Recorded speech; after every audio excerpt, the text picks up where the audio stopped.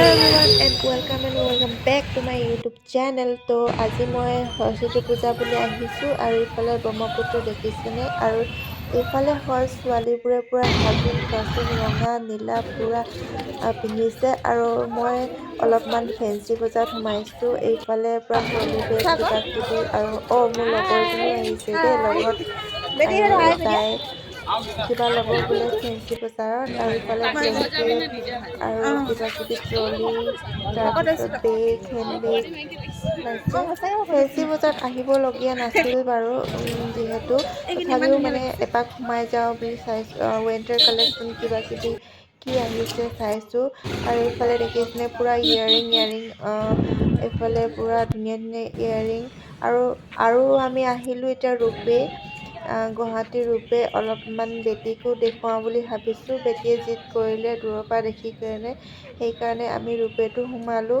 নুঠিলোঁ বাৰু টিকেট কৰি আৰু সৰস্বতী পূজা বুলি এইফালে হাইকোৰ্টত সোমালোঁ। সৰস্বতী পূজা আৰু সেৱা কৰিলোঁ।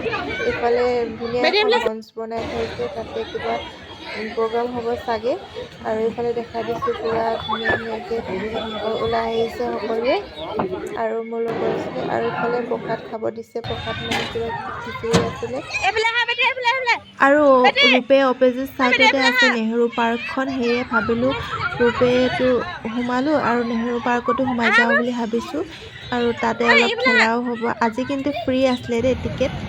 আৰু এইফালে দেখিছেনে ট্ৰেইনখন কি ধুনীয়াকৈ আহি আছে আৰু ট্ৰেইনৰ টিকেটৰ দাম হৈছে 30 ৰুপিজ ল'ৰা ছোৱালীৰ কাৰণে আৰু এডাল্টৰ পেৰেণ্টছ যাব লাগে যে সেইটো কাৰণে 50 টোটেল 80 ৰুপিজ ল'লে।